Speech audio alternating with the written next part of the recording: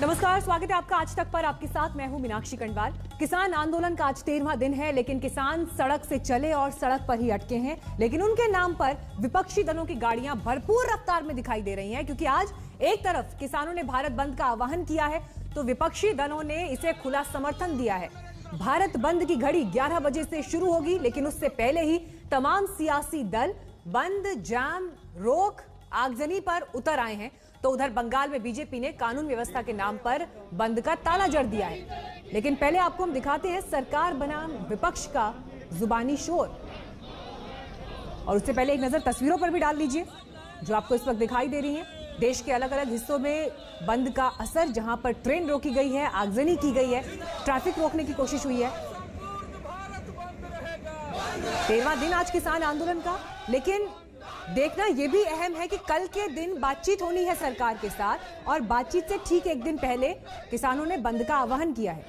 तो सवाल यह भी उठ रहा है कि यह किस हद तक जायज है कि एक तरफ बातचीत चल रही है और दूसरी तरफ बंद का आह्वान किया जा रहा है। लेकिन फिर दूसरा पहलू यह भी दिखाता है कि क्या यह एक तरह की दबाव की कोशिश है, सरकार पर दबाव बनाने का प्रयास है।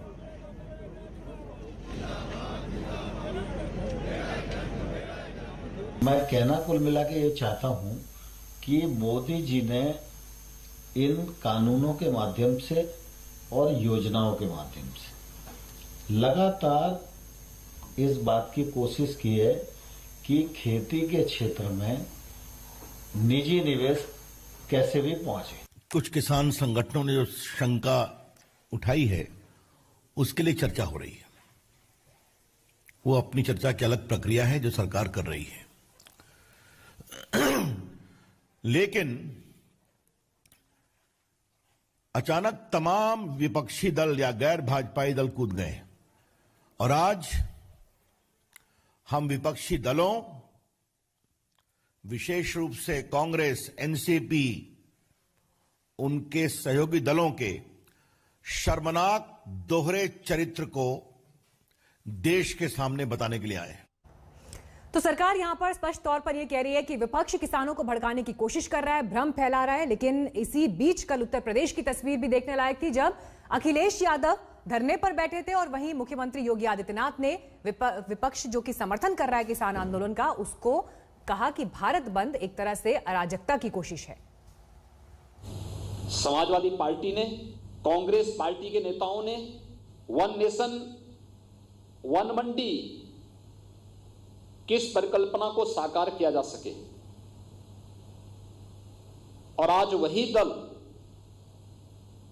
भोले भाले किसानों के कंधों में बंदूक रख करके और अराजकता फैलाने का प्रयास कर रहे हैं।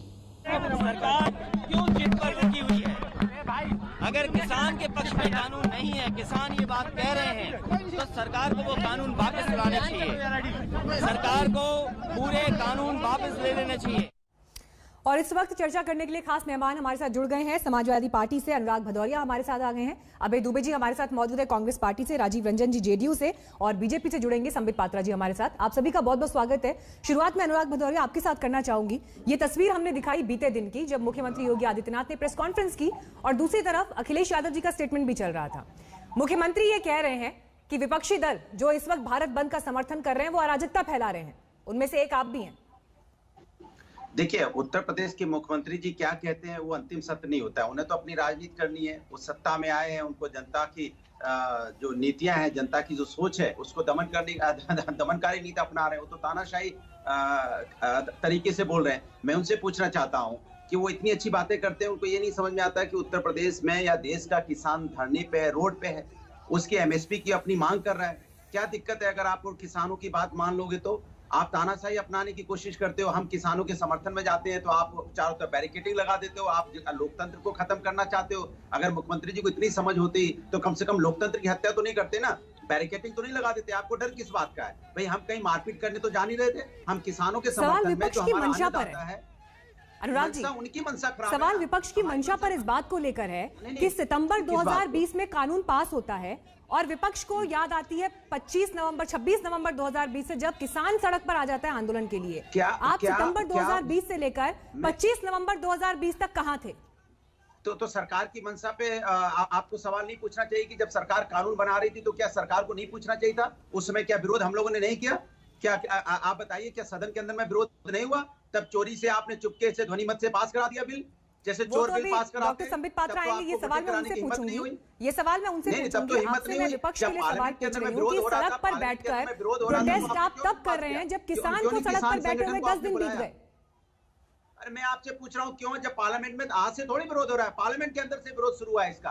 पार्लियामेंट में अपोजिशन पार्टी विरोध कर रही थी, हम समाजवादी लोग विरोध कर रहे थे, लेकिन उन्होंने चोरी तरीके से ध्वनिमत से बिल पास कर दिया। उसके बाद से आवाज उठी है। और सांकेतिकी सही, कांग्रेस पार्टी तो फिर भी ट्रैक्टर जलाकर या पंजाब पहुंचकर अपना विरोध जताती हुई दिखाई दी थी तस्वीरों में। समाजवादी पार्टी कहां थी?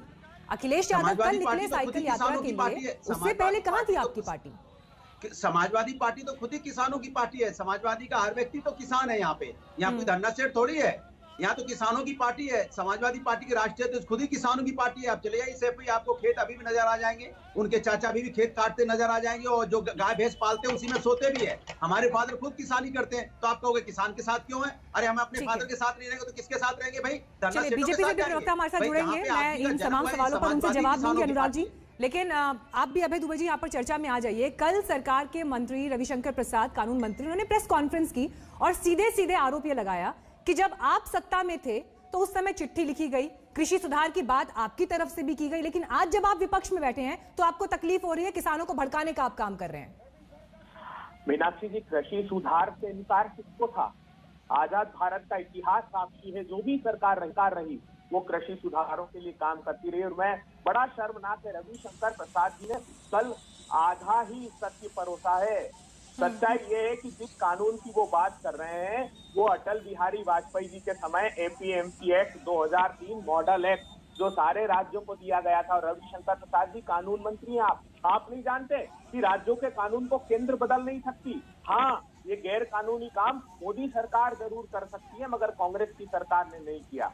आज मैं प्रामाणिक रूप से, प्रधानमंत्री कह रहे हैं कि आशंका नहीं, प्रधानमंत्री जी यह आशंका नहीं है, मैं प्रमाण देता हूँ। आपका सीएसीपी जो लागत और मूल्य आयोग मोदी सरकार का, उसने मोदी सरकार पर गंभीर आरोप लगाया। उसने कहा कि सरकार दाल खरीदकर ऐसे समय बाजार में उतार देती है जब किसानों की फसलें आने वाली होती है और प्राइसेस फ्रेश हो जाते हैं। हाल ही का उदाहरण है, मक्का देश भर में 700 से 900 रुपए बिका, 1850 रुपए की एमएसपी है। मोदी सरकार ने 23 जून 2020 को एक नोटिफिकेशन इशू किया और जो 50% इंपोर्ट ड्यूटी थी उसको 15% करके 5 लाख मेट्रिक टन सस्ता मक्का विदेशों से मंगा दिया और प्राइसेस फ्रेश हो गए। मैं बार बार प्राइसेस फ्रेश होने की बात ये करता हूँ कि समर्थन मूल्य पर सरकारें अनाज सिर्फ 6 से 8% खरीदती है। 94% किसानों का उत्पाद बाजार के भाव वाले होता है। मेरा सवाल आपसे अभय जी ये है, जो कानून है आपने भी पढ़ा होगा, मेरा सवाल अभय जी आपसे ये है, कानून आपने भी पढ़ा होगा, क्या आपको लगता है इसमें ऐसी कोई बात नहीं है जो किसानों की आगे इन द लॉन्ग रन जो है भलाई की तरह दिशा में काम करेगा? सब कुछ खराब है इसमें किसानों के लिए, कुछ भी उनकी बेहतरी के लिए नहीं है। मीनाक्षी, लंबे समय में पूंजीपतियों के हित साधने के लिए सिर्फ कानून लाया गया है, किसानों के लिए कुछ नहीं है इसमें। बिल्कुल नहीं। आप अब पूंजीपतियों टोटली रिजेक्ट करते हैं आप इसको, सब खराब है इस कानून में। 100%। मीनाक्षी जी देखिए, मैं एक ही उदाहरण देता हूँ। मोदी सरकार ने किया है कि पूंजीपति असीमित मात्रा में संग्रहित कर लें। अब होता ये है कि आप पहले मेरे सवाल का क्लियर जवाब दीजिए अभय जी, आप टोटली रिजेक्ट करते हैं क्या इस कानून को? सब कुछ खराब है इसमें, कोई सुधार नहीं है हो सकता इससे? बिल्कुल, किसानों को बुलाइए, किसानों से चर्चा कीजिए, किसानों के अनुरूप। वो मोदी जी कहते हैं कि हमने किसानों के भले के लिए बनाया। एक उदाहरण दे दीजिए जिसमें किसान संगठनों से आपने बात की हो। रात के अंधेरे में जब कोरोना महामारी थी, जब आपने कहा कि आपदा को पूंजीपतियों के लिए अवसर में तब्दील करना है, काली अंधेरी रात। अभय जी, वही सवाल जो मैंने अनुराग जी से पूछा था, तो विपक्ष जब सितंबर 2020 को ये कानून पास हुआ, उसके बाद 25 नवंबर 2020 तक विपक्ष कहां था? अगर इस कानून से इतनी दिक्कतें थी, आप समझ रहे थे कि ये पूंजीपतियों को फायदा पहुंचाएगा, किसानों के लिए कुछ नहीं है, तो इस अवधि में आप लोग कहां थे? देखिए मीनाक्षी जी, जब ये कानून लाया जा रहा था, जब 250 संगठन, देश के किसान संगठन, उनको सारे राजनीतिक दलों ने समर्थन दिया था। हमने तो हर संभव कोशिश की कि सदन में भी पास न हो पाए, लेकिन उन्होंने जो डिवीजन था हमारा उसको नकार दिया और वॉइस वोट से अनैतिक तरीके से सदन में जीते और अनैतिक दबाव सड़क पर बना रहे हैं, किसानों को आतंकवादी बना रहे हैं। कितना घृणित बात है। वो अन्नदाता भाग्य विधाता किसान जिसकी वजह से पूरा श्री बीजेपी के प्रवक्ता हमारे साथ आएंगे, मैं उनसे इन तमाम पॉइंट्स पर जवाब लूंगी, लेकिन राजीव रंजन जी भी मौजूद है इस वक्त हमारे साथ। राजीव जी, ये कह देना कि भारत बंद का समर्थन अराजकता है, उत्तर प्रदेश के मुख्यमंत्री कह रहे थे, कई और मंत्रियों की तरफ से भी, सरकार के मंत्रियों की तरफ से इस तरह की बात आई, क्या ये जायज है? देखिए, सबसे पहले जब केंद्र सरकार की मंशा बिल्कुल साफ थी, जिन बिंदुओं पर कहीं कोई अंतर्विरोध है, कहीं द्वंद्व है, तो इसे हम टेबल पर सुलझा सकते हैं। तो मुझे लगता है इस द्वंद्व का आह्वान बिल्कुल ही अप्रासंगिक है। पहली बात, 3 नेताओं का मैं खासतौर पर उल्लेख करना चाहूंगा, चाहे वो अरविंद केजरीवाल जी हो, चाहे वो शरद पवार जी हो, या कांग्रेस के नेताओं जिसमें राहुल गांधी जी से लेकर मनमोहन सिंह तक, सभी को मैं कहूंगा, सोनिया जी को भी मैं कहूंगा, एपीएमसी एक्ट को लेकर के क्या उनका दृष्टिकोण है। और शरद पवार जी ने जो 10 अगस्त 2010 को जो पत्र, 11 अगस्त 2010 को जो पत्र लिखा, बतौर कंज्यूमर अफेयर्स मिनिस्टर, और एग्रीकल्चर भी उनका एक पोर्टफोलियो था, जिसमें जिन प्रोविजंस को लेकर के आज वो आंदोलन का समर्थन कर रहे हैं, उन्हीं प्रोविजंस को लेकर के उन्होंने राज्य सरकारों से बात की, बाकायदा पत्र लिख करके, और उस पत्र की प्रति भी मेरे सामने में उपलब्ध है। कांग्रेस का जो मैनिफेस्टो है 2019 के लोकसभा चुनाव के पहले, उसमें एपीएमसी एक्ट को रिपील करने की बात उन्होंने कही। ताजा जो निर्णय है, जिसमें 12 कांग्रेसी मुख्यमंत्रियों के साथ बातचीत के बाद कांग्रेस का निर्देश उन राज्यों में फ्रूट एंड वेजिटेबल्स को एपीएमसी एक्ट से बाहर करने की बात है। ठीक है, आऊंगी मैं अभी आपके पास, उनको कंप्लीट करने दीजिए। एक यूनिफाइड मार्केट और तमाम चीजों के तर्क दिए गए। मुझे ऐसा लगता है कि इस तरह के दोहरे मानदंड, और अगर परंपरागत रास्ते बिल्कुल ऐसे ही सही रहे होते, तो निश्चित तौर पर महाराष्ट्र समेत देश के अनेक राज्यों में किसानों की आत्महत्याएं बदस्तूर जारी नहीं रहती, मंदसौर में पुलिस फायरिंग की नौबत नहीं आती, पंजाब से लेकर के देश के ज्यादातर राज्यों में किसान जिन कठिनाइयों के शिकार हैं, वो स्थितियां बदल रही होती। लेकिन कहीं ना कहीं जो ये प्रावधान है, वो कानून का काला हिस्सा है, जिसकी वजह से किसानों की ये दुर्दशा हुई। और बिहार तो उदाहरण है, जहां 2006 में एपीएमसी एक्ट को खत्म किया गया। हमारे यहाँ किसान आत्महत्या नहीं करते, हमारी निर्भरता बाजार पर नहीं, हमारी निर्भरता बैंकों पर नहीं है, लेकिन और किसान हमारी तो गरीब वहाँ भी है ना। मंडी खत्म कर दिया गया, अगर मंडी सिस्टम बिहार में खत्म कर दिया गया, मिल रहा है। राजीव जी, और कृषि मंत्री ने पहले भी कही थी कि एमएसपी को लेकर नहीं, राजीव जी, अगर बिहार में मंडी खत्म हो गई, एग्जीक्यूटिव ऑर्डर, वहां पर बाजार खोल दिया गया, मंडी खत्म हो गई, तो फिर वहां पर किसान अमीर क्यों नहीं हुआ, समृद्ध क्यों नहीं हुआ किसान? वहां पर हालात तो किसान के वहां भी वैसे ही खराब है। यही वजह है कि किसानों के मन में तमाम आशंकाएं हैं ना। ठीक है, अभय जी रिस्पॉन्ड करिए, फिर मैं अनुराग जी के पास जाऊंगी। हाँ, देखिए मीनाक्षी जी, बहुत ही प्रासंगिक प्रश्न आपने किया। मैं राजीव रंजन जी को बताना चाहता हूँ, दूर मत जाइए। मोदी सरकार के नाबार्ड की 15-16 की रिपोर्ट में लिखा गया है कि सबसे बदतर हालात किसानों के बिहार में है। क्यों? देखिए, 2015-16 में 9000 प्रिक्योरमेंट सेंटर थे बिहार में, सरकारी खरीद के कह रहा हूँ। वो आज जब 2021 में मैं बिहार में गया था चुनाव में, तो पता लगा बिहार की चिंता तो बाद में कीजिए, पहले कांग्रेस आपके समय पर जो अभी अभय जी मैं लौटूंगी आपके पास। ठीक, अभय जी आपके पास लौटेंगे। इस वक्त हमारे साथ मध्य प्रदेश के मुख्यमंत्री शिवराज सिंह चौहान आ गए हैं। शिवराज जी, आपका बहुत बहुत स्वागत है आज तक पर। धन्यवाद। शिवराज जी, भारत बंद का आह्वान किसानों ने किया है, जो 13 दिन से धरने पर बैठे हैं। मध्य प्रदेश में भारत बंद को लेकर इस वक्त क्या स्थिति है, क्या सरकार की रणनीति है? एक तो मैं सभी किसान भाइयों से ये अनुरोध करना चाहूंगा कि जब बातचीत के दरवाजे खुले हैं, सरकार हर शंका के समाधान के लिए तैयार है। अगर ऐसा कहीं लगता है कि रास्ता निकालने की जरूरत है, तो उससे कोई इनकार नहीं है। तब भारत बंद का औचित्य नहीं है। और इस भारत बंद की आड़ में कुछ राजनीतिक दल अपनी रोटियां सेकने में लग गए हैं, और इसलिए भारत बंद का कोई औचित्य नहीं जब वार्ता के द्वार खुले हैं। खुले मन से सरकार बात कर रही है। जहां तक मध्य प्रदेश का सवाल है, मध्य प्रदेश में किसान तीनों किसान कानूनों के पक्ष में हैं। क्योंकि वो जानते हैं कि ये बड़े दूरगामी फैसले हैं। हमारे प्रधानमंत्री नरेंद्र मोदी जी, उन्हें शॉर्ट टर्म प्लानिंग भी की है किसानों की आय बढ़ाने के लिए, और लॉन्ग टर्म प्लानिंग भी की है। और ये सुधार वही है जिसकी वकालत लंबे समय से, जब यूपीए की सरकार थी, प्रधानमंत्री श्रीमान मनमोहन सिंह जी करते थे। शरद पवार जी ने तो मुझे चिट्ठी लिखी, ये चिट्ठी मेरे पास रखी है, डियर शिवराज सिंह जी, और इस चिट्ठी में उन्होंने वकालत की है। मैं केवल 2 पंक्तियां उसकी पढ़ना चाहता हूं, जो आग्रहपूर्वक शरद पवार जी ने मुझे कही थी। There is a need to amend the present APMC act on the lines of the model APMC act 2003 in order to encourage private sector investment in marketing, infrastructure and providing alternate competing marketing channels in the overall interest of the farmers, consumers and agricultural trade। अब ये शरद पवार जी की चिट्ठी है।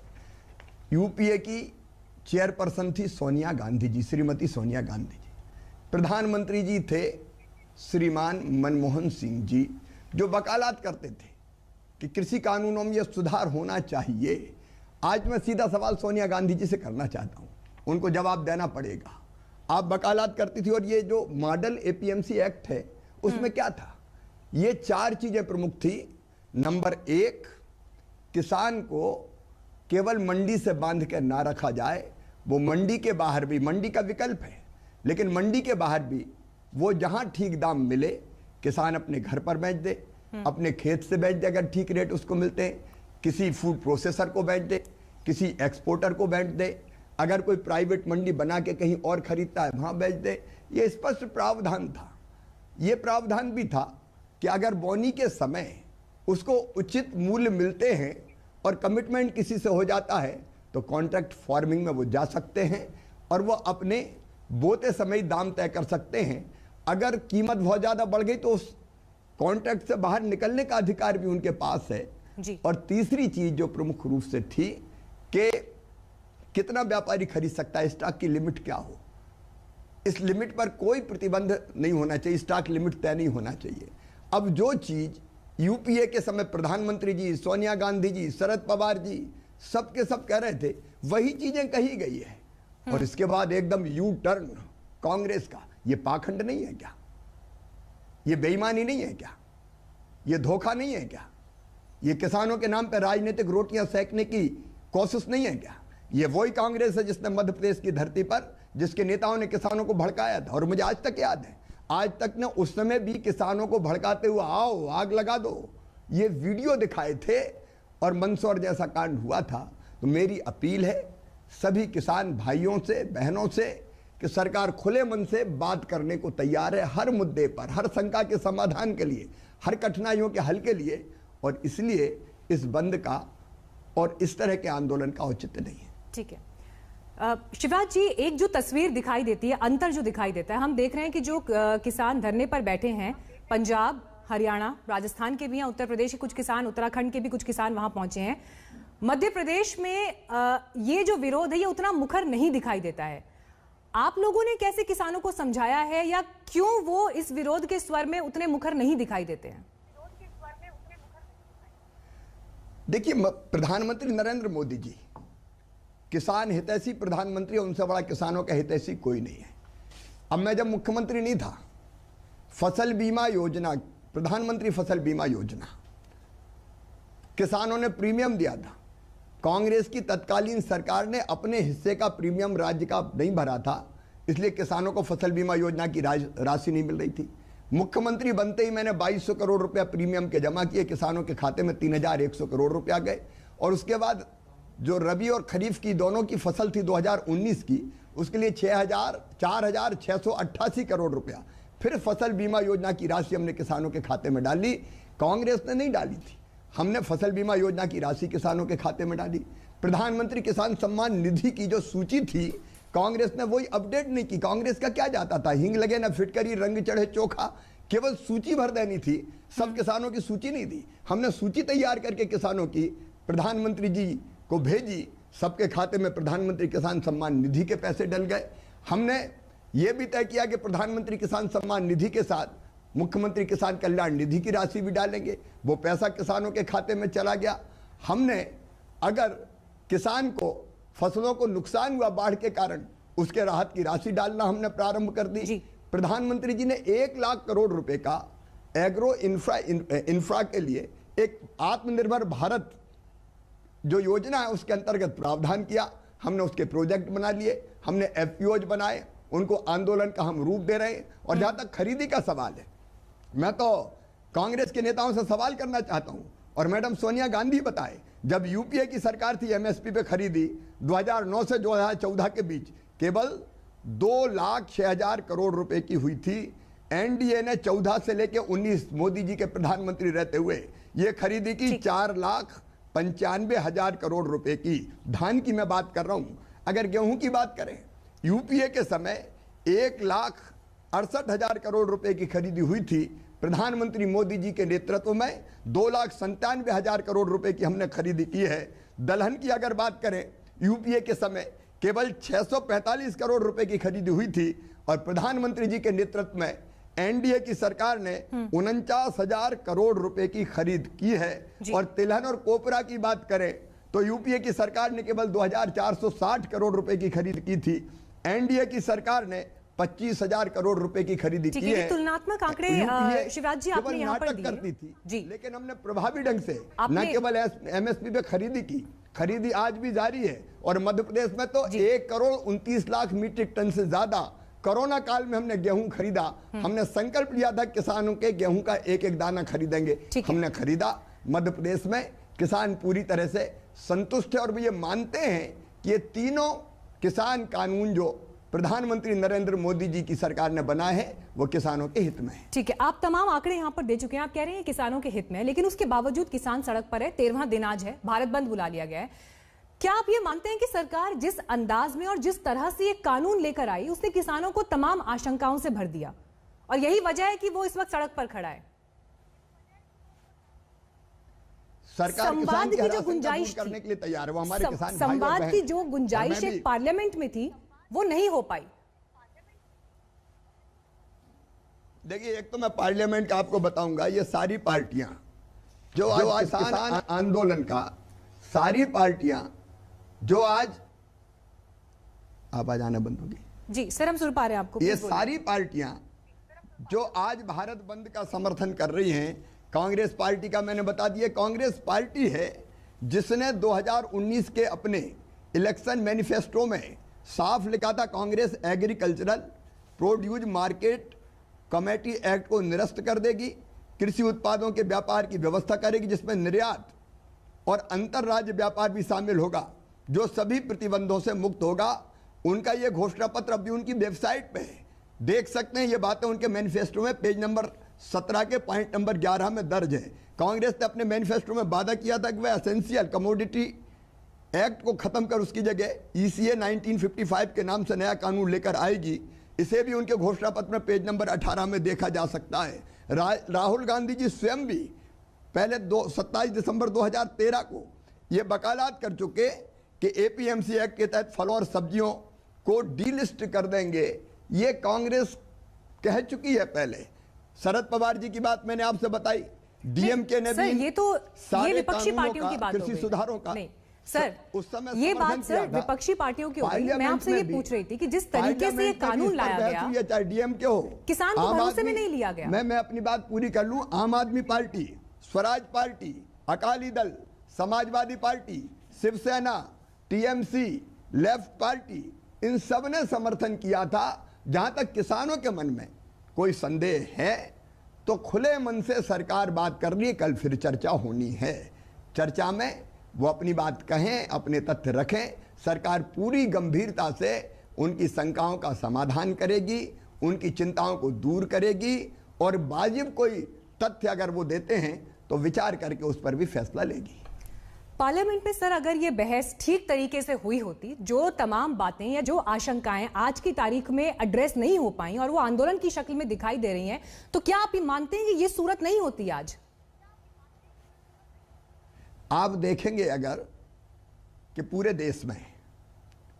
पूरे देश के परिदृश्य को अगर आप देखेंगे तो देश के ओवरऑल बड़े हिस्से में कहीं इस तरह से आंदोलन नहीं है जैसा दिल्ली की बॉर्डर पर है।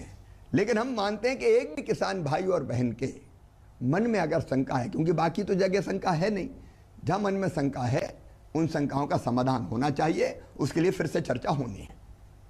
ठीक है, कल की चर्चा का इंतजार रहेगा, इस पर हमारी नजर भी बनी हुई है। लेकिन आज के दिन भारत बंद होता है। हमने ये देखा कि सितंबर 2020 जब ये कानून आया उसके बाद से प्रधानमंत्री हो, कृषि मंत्री हो, सरकार की जो पूरी मशीनरी है वो लगातार किसानों को कन्विंस करने की कोशिश कर रही थी।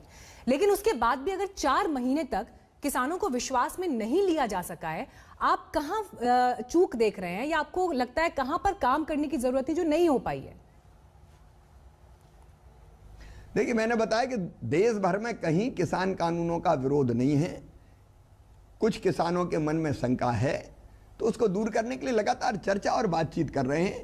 इतना जरूर है कि कांग्रेस जैसी पार्टियां जिनकी दाल नहीं गलती मैदान में, फील्ड में, वो और शंकाएं बढ़ाने की कोशिश कर रही है, भ्रम फैलाने की कोशिश कर रही है, भ्रमित करने का प्रयास कर रही है। ये लोग मैदान में मुकाबला नहीं कर सकते और इसलिए किसी ना किसी बहाने आग लगाओ। कांग्रेस तो आज आग लगाऊ पार्टी बन गई है कि कैसे भी आग लग जाए, हिंसा हो जाए, भ्रमित कर दें। अब कई राज्यों में मध्य प्रदेश जैसे किसान नहीं निकला, लेकिन कांग्रेस के नेता निकल के आग लगाने की कोशिश कर रहे हैं। ये खतरनाक खेल है जो कांग्रेस को नहीं खेलना चाहिए किसी भी कीमत पर। मैं फिर कहना चाहूंगा, किसानों के मन में शंका है तो उसके समाधान के लिए सरकार खुले हृदय से तैयार है और कल फिर से चर्चा होगी, उन शंकाओं को दूर करने का प्रयास होगा। मुख्यमंत्री जी, लगातार हमारे साथ पैनल पर जो मेहमान आते हैं, हम लगभग सभी पक्षों को जानने की कोशिश करते हैं। एक तस्वीर जो बातचीत की सूरत में ये दिखाई देती है कि अगर 2 पक्ष आमने सामने बैठे हैं तो थोड़ा सा किसी को कदम पीछे खींचना पड़ता है, थोड़ा किसी को कदम पीछे खींचना पड़ता है, एक बीच का रास्ता निकालना पड़ता है। क्या हम ये सूरत देख सकते हैं कि सरकार लिखित आश्वासन दे, संशोधन के लिए खुले मन से आगे तैयार हो? आगे सरकार तो पूरे मन से तैयार है। कल फिर चर्चा होगी, चर्चा में जो मुद्दे आएंगे उन पर सरकार भी बात करेगी और समाधान करेगी। कृषि सुधार को लेकर तमाम दलों ने इससे पहले भी बात की और कल जब कानून मंत्री प्रेस कॉन्फ्रेंस कर रहे थे तो उन्होंने यूपीए सरकार के टाइम के भी कुछ उदाहरण दिए सामने। लेकिन बड़ा सवाल शिवराज जी ये है कि कृषि सुधार को लेकर जो कानून आया और अब जो विरोध की सूरत हम देख रहे हैं, इसमें अगर सरकार को कदम पीछे भी खींचने पड़ते हैं तो कल की तारीख में कोई भी सुधार, चाहे वो लेबर लॉज की दिशा में आया, किसी और सेक्टर में आए, तो वहां पर भी ऐसी परिस्थितियां हो सकती हैं और ये एक चुनौती सरकार के लिए रहेगी। देखिए, प्रधानमंत्री नरेंद्र मोदी जी के दिल में एक ही तड़फ है, एक जिद है, एक जुनून है, एक जज्बा है अपने देश को आगे बढ़ाने का। और उसके लिए कई सुधार जो वर्षों से बहुप्रतीक्षित थे वो सुधार उन्होंने किए हैं। कृषि कानूनों में जो सुधार किए हैं वो 100% किसानों के हित में है। वैसे और भी सुधार किए हैं। उन्होंने कल भी ये कहा है कि पुराने कानून जो 100 साल पुराने हैं उसके आधार पर राष्ट्र का नवनिर्माण नहीं हो सकता।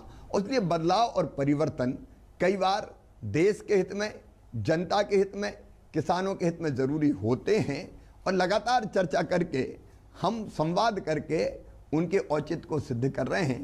प्रधानमंत्री जी देखिए, एक ऐसे नेता हैं जो भारत को भगवान का वरदान है और क्या उनका क्या स्वार्थ हो सकता है सिवाय इसके कि वैभवशाली, गौरवशाली, संपन्न, समृद्ध और शक्तिशाली राष्ट्र बने जिसमें किसान भी सुखी हो, गरीब भी सुखी हो, और वो सबकी चिंता कर रहे हैं। मैं एक तथ्य आपके सामने रखना चाहूंगा, एमएसपी किसी भी कीमत पर बंद नहीं होगी। हम एमएसपी के समर्थक हैं, मंडियां बंद नहीं होगी। लेकिन मध्य प्रदेश में मैंने विश्लेषण किया, एमएसपी पे कितने % किसान अपनी फसल को बेच पाते हैं। मध्य प्रदेश में 80 लाख किसान खातेदार हैं। हम एमएसपी पे खरीद करते हैं, एमएसपी पे बेचते हैं केवल 15 लाख के आसपास किसान, क्योंकि बाकी किसानों के घर इतनी पैदावार ही नहीं होती फसल की कि वो मंडी में जाके बेच सके। घर के खर्च में ही वो गेहूं या धान पैदा करते हैं, वो लग जाती है। तो इन छोटे किसानों की भी चिंता जरूरी है। इसलिए प्रधानमंत्री किसान सम्मान निधि जैसे कई फैसले हुए।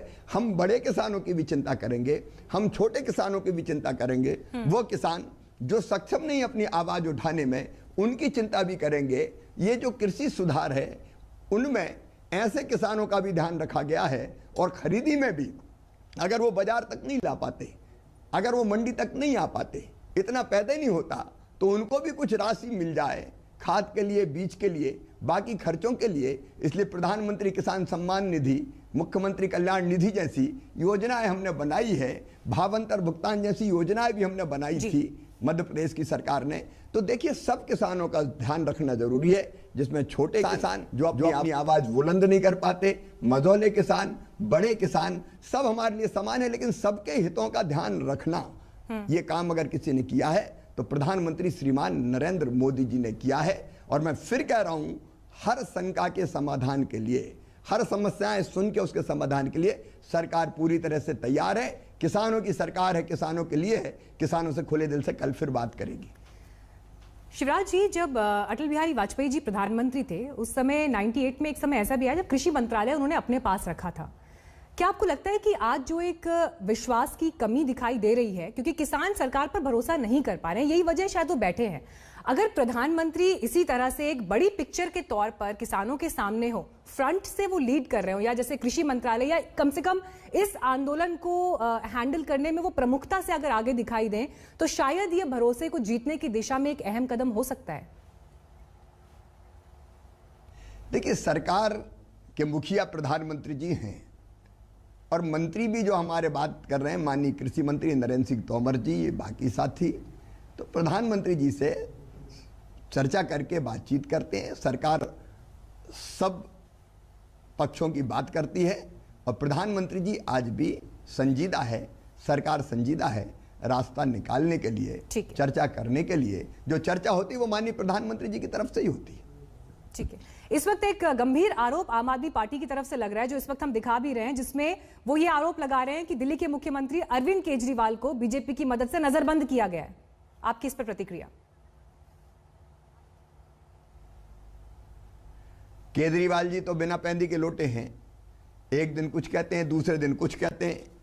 अभी मैं केजरीवाल साहब ने, आम आदमी पार्टी के नेता जो लगातार अपना रवैया बदलते रहते हैं, उन्होंने जो कृषि कानून जिनका आज वो विरोध कर रहे हैं, वो तो 23 नवंबर को ही दिल्ली में लागू हो गए थे, तब उन्होंने कोई बात नहीं की। अब वो केवल राजनीतिक रोटियां सेंकने के लिए पता नहीं क्या क्या करें, ये उनकी फितरत है। मैं उनके बारे में और ज़्यादा कुछ नहीं कहना चाहता।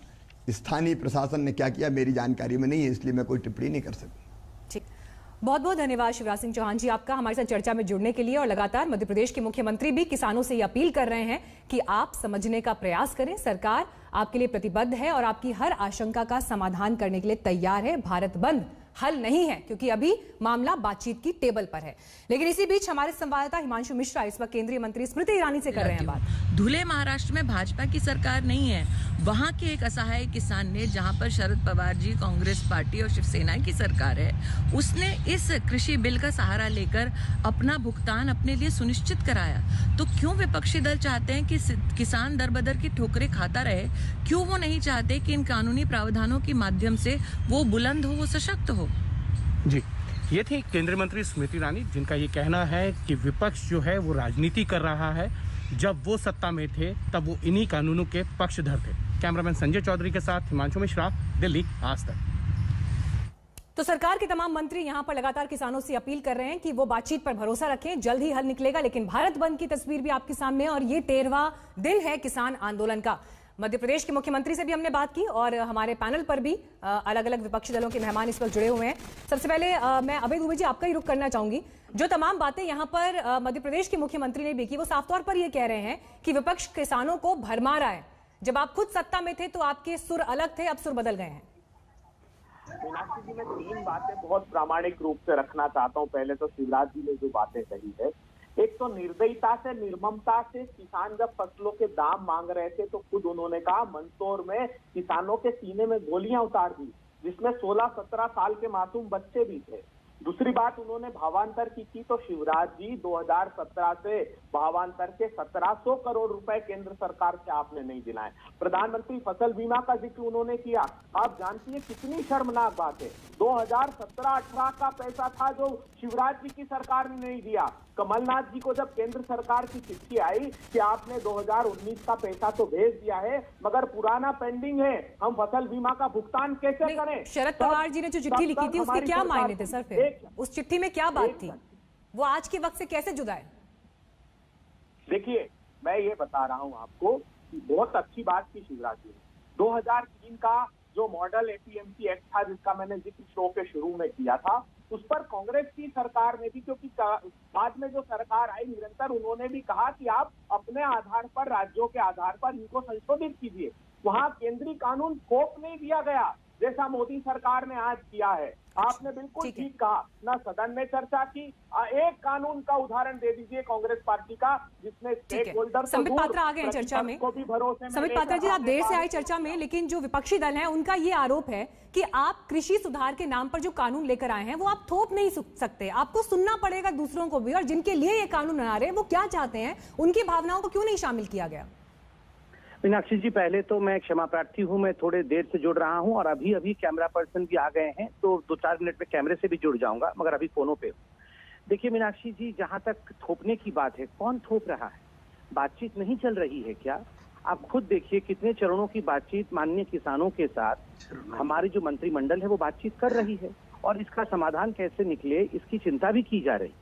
दूसरी बात है, जहां तक ये जो 19 पॉलिटिकल पार्टीज हैं, ये जो दल किसानों के साथ आज हमदर्दी दिखाने का प्रयास कर रहे हैं, ये भारत बंद में अपने आप को शामिल करने का प्रयास कर रहे हैं, इनके दोगलेपन को आज हम एक्सपोज करना चाहते हैं। कल रविशंकर प्रसाद जी ने भी प्रेस कॉन्फ्रेंस किया और उन्होंने पॉइंट्स गिनवाए। शरद पवार जी की चिट्ठी के विषय में आप जिक्र कर रही, अभी कैमरा होता तो मैं कैमरे पे वो दोनों चिट्ठी दिखा था, 2010 का और 2011 का।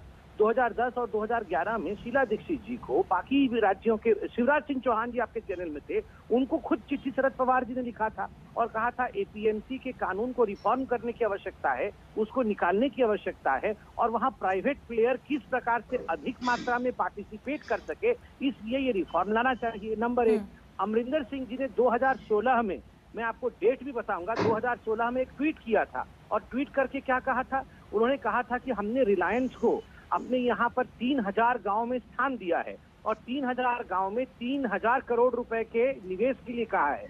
रिलायंस अगर ये निवेश कर देती तो 1.5 लाख किसानों की आय 1.5 साल के अंदर तिगुनी हो जाती, किंतु अकालियों ने इसे रोक दिया। अरे आप रिलायंस के साथ समझौता करें तो वो बल्ले बल्ले हो गया। हम कह रहे हैं कि मार्केट खोल देंगे और ऑप्शन देंगे आपको। चलिए, विपक्ष तो एक तरफ है संबित जी, लेकिन किसान भी तो सड़क पर है ना। विपक्ष तो ठीक है, विपक्ष अगर राजनीति कर रहा है वो अलग बात, लेकिन किसान तो सड़क पर है ना। जो किसान आंदोलन कर रहा है वो तो कोई पॉलिटिशियन नहीं है। देखिए बिल्कुल आपका प्रश्न उचित है मीनाक्षी जी। जहां तक किसानों का विषय है, मैं एक बात यहाँ कह दूं, करोड़ों किसान भी आज तक को देख रहा होगा, किसान जो है वो हमारा अन्नदाता है, वो हमारा भगवान है, और एक लोकतांत्रिक देश में किसान का अधिकार है कि वो अपने विषयों को लेकर प्रोटेस्ट भी कर सकता है और हमसे बातचीत भी कर सकता है। देखिए, जहां तक किसान प्रोटेस्ट का विषय है, पूरे हिंदुस्तान में आप देखिए किसी भी राज्य में और प्रोटेस्ट नहीं है। प्रोटेस्ट थोड़ा बहुत पंजाब और कुछ हिस्से हरियाणा में, जहां ये जो आड़त सिस्टम बहुत स्ट्रॉन्ग है, 25,000 आड़ती पंजाब में है। और एक बहुत बड़ा आर्टिकल मैंने कई बार देखा है, देखिए आप इंडिया टुडे का एक आर्टिकल मेरे पास है, ये 2012 का आर्टिकल है। इंडिया टुडे ने एक बहुत बड़ा विवरण दिया हुआ है कि किस प्रकार Punjab needs to be freed of middleman in agriculture. ये जो मिडिलमैन है ये प्रति वर्ष 6,300 नहीं संबित जी, लेकिन और भी बहुत से किसान हैं जो बाकी राज्यों से भी हैं। राजस्थान से भी आवाज आ रही है, उत्तर प्रदेश से भी, उत्तराखंड से भी किसान है। ऐसी बात नहीं है कि सिर्फ पंजाब और हरियाणा का। ठीक है अनुराग जी, आप बोल लीजिए, फिर संबित जी एक साथ जवाब दीजिएगा। बोलिए अनुराग जी, बोलिए अनुराग जी, बोलिए। देखिए आपने देखा कि संबित जी कितनी आसानी से झूठ बोल रहे हैं। इनके भी मुख्यमंत्री आए थे, वो आए थे प्रवक्ता की तरह, पढ़े जा रहे थे आदरणीय मोदी जी, आदरणीय मोदी जी, आदरणीय मोदी जी। अरे प्रभु, किसान धरने पे बैठा है, उसके बारे में एक शब्द क्यों नहीं बोलते भाई? कांग्रेस ने किया था, एनसीपी ने लेटर भेजा था, चिट्ठी लिए घूमते रहोगे पूरी जिंदगी क्या? आप आपको चिट्ठी दिखाने के लिए टीवी पे बुलाया जाता है क्या? आपको बुलाया जाता है कि आप बताइए कि आप किसानों के बारे में, जो किसान धरने पे बैठा है उसका समाधान कैसे निकालोगे? वो ये बात कह रहे हैं ना कि बातचीत के टेबल पर है तो फिर भारत बंद का क्या औचित्य है? वो यही बात तो कह रहे हैं। कांग्रेस ने बहुत नहीं, मेरी बात है, कांग्रेस ने बहुत अच्छा किया। अनुराग जी सुनिए, एक सेकंड सुनिए अनुराग जी, बात तो यही हो रही है ना कि जब कल बातचीत प्रस्तावित है, कल छठे दौर की बातचीत प्रस्तावित है, तो उससे पहले आज भारत बंद का क्या औचित्य है? यही बात तो कह रहे हैं वो। नहीं, मैं कहना चाह रहा हूँ कि लगातार बातें इतनी क्यों? 1 दौर, 2 दौर, 3 दौर, 4 दौर, 5 दौर, 6 दौर क्यों? अन्नदाता है, उसको 1 दौर की मीटिंग में क्यों नहीं खत्म कर देते आप? क्यों आप इतना लटकाना चाहते हो? किस बात का इंतजार करते हो कि किसान उठ के चला जाए, उसके बाद चलो आपकी बल्ले बल्ले हो जाए? अभी जी आप भी छोटा सा कमेंट करिए, फिर एक साथ जवाब देंगे संबित पात्रा। इंतजार कर रहे हो? एक बात ये समझनी पड़ेगी, जो संबित पात्रा बात कह रहे हैं या शिवराज जी कह रहे हैं, वो मेरे पास पड़ा है मॉडल मंडी एक्ट 2003 अटल बिहारी वाजपेयी जी का। वो राज्यों को कन्विंस कराना था, उन पर कानून थोपना नहीं था। 2004 में 10 साल हम रहे, हमने कानून केंद्र से बना नहीं दिया संवैधानिक तरीके से। एक बात समझनी होगी कि पूंजीपतियों को पोषित करने का कानून क्यों है। राजीव रंजन बैठे बिहार से है, बिहार में हालात ये हैं कि 9000 प्रोक्योरमेंट सेंटर थे, वो घटाकर 1600 कर दिए। 61 लाख मेट्रिक टन गेहूं पैदा होता है, सिर्फ 5000 मेट्रिक टन खरीदा है। 5000, 0.01%, वो भी 1002 किसानों से। मक्का का किसान बिहार में हाईकोर्ट गया, एक दाना इन्होंने नहीं खरीदा। ये परिणाम सामने है। प्रधानमंत्री जी, आप इसका उदाहरण लीजिए और इन कानूनों को तीनों निरस्त कीजिए। कांग्रेस की सरकार ने संबित पात्रा जी, जो सवाल यहाँ पर कांग्रेस पार्टी, समाजवादी पार्टी की तरफ से उठाए गए, एक लाइन में अगर उसे हम यहाँ पर लाएं, कल की बैठक भी अगर विफल रहती है तो फिर किस दिशा में ये तस्वीर जा रही है? क्योंकि ये देखिए कि आज भारत बंद बुला दिया गया है, 11 से भी ज्यादा दल हैं जो समर्थन दे रहे हैं, कई और पक्षों की तरफ से भी समर्थन किसानों के आंदोलन को आ रहा है, तो ये लड़ाई यहां पर सिमटती हुई नहीं दिखाई दे रही है। देखिए मीनाक्षी जी, कल विफल होंगे टॉक्स या सफल होंगे, ये तो भविष्यवाणी मैं नहीं कर सकता हूं। मैं तो आशावादी व्यक्ति हूं, मगर एक आंकड़ा मैं अभी रखने वाला हूं। आप खुद सोचिएगा, आप नागरिक हैं, एक महिला हैं और एक पढ़ी लिखी व्यक्ति हैं। ये जो आज बंद हुआ भारत बंद, उसमें 30 से 40 हजार करोड़ रुपए का नुकसान हमारे प्रिय भारतवर्ष को होगा। आप बताइए, कोरोना काल में जब पूरे विश्व में इकोनॉमी मंदी चल रही है, क्या ये आवश्यक है कि हम 30-40 हजार करोड़ रुपए का नुकसान भारतवर्ष के माध्यम से करवाएं? इससे किसको लाभ? ये सब लोग एक साथ बोलेंगे तो कैसे होगा मीनाक्षी? जरा भारत इनका माइक बंद कर दीजिए जरा प्लीज। ये भारत बंद तो कर रहे हैं, जवाब सुनिए प्लीज। होता है ना, ये नॉन स्टॉप चिल्लाते रहते हैं। अनुराग जी, आपकी सवाल का जवाब ले रही हूँ, उसी का जवाब दे रहे हैं, वही पूछा है उनसे, प्लीज सुनिए। सबका जवाब दूंगा मैं, बहुत शांति से एक एक विषय का जवाब दूंगा, मगर कृपया करके मेरे भाई जो हैं वो शांत हो जाएं। सुन रहे हैं, बोलिए। 30 से 40 हजार करोड़ का नुकसान आज एक दिन का होगा। आप बताइए, ये उचित है क्या?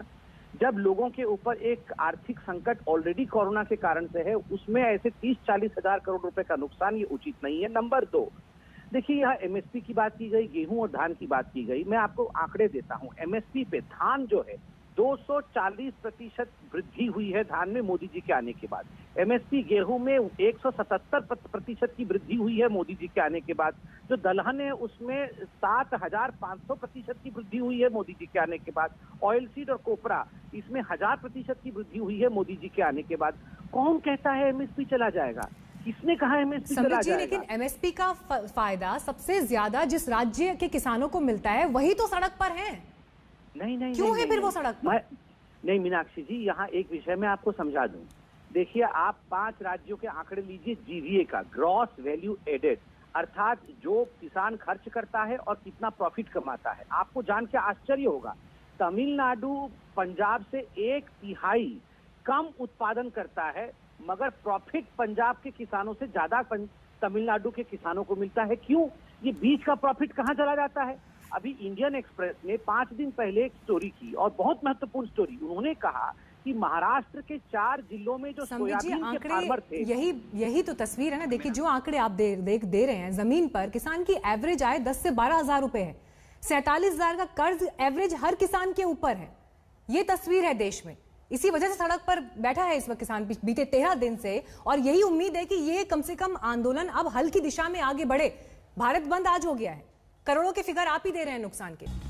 सरकार के साथ छठे दौर की वार्ता से पहले किसानों ने आज भारत बंद का आह्वान किया है। 13वां दिन है आज किसान आंदोलन का, लेकिन भारत बंद की सूरत में ये अलग अलग देश के इलाकों से आप तस्वीरें देख रहे हैं। वडोदरा, कोलकाता, भुवनेश्वर, प्रयागराज, दरभंगा, जहानाबाद, सिलीगुड़ी, विजयवाड़ा, विशाखापट्टनम, कहीं पर ट्रेन रोकी गई है। आगजनी की तस्वीरें भी हैं। तो किसान समर्थक, खुद किसान सड़कों पर भी निकले हैं। कृषि कानून का यहाँ विरोध।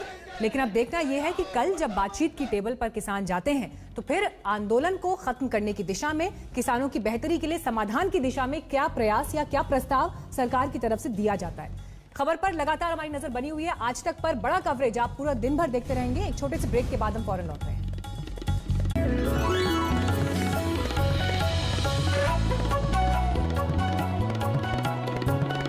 नमस्कार, मैं हूं अंजना ओम कश्यप। हमें उम्मीद है ये वीडियो आपको पसंद आया होगा। लेटेस्ट खबरों के लिए यूं ही देखते रहिए आज तक, और इस वीडियो के पसंद आने पर लाइक, शेयर एंड सब्सक्राइब करना ना भूलें।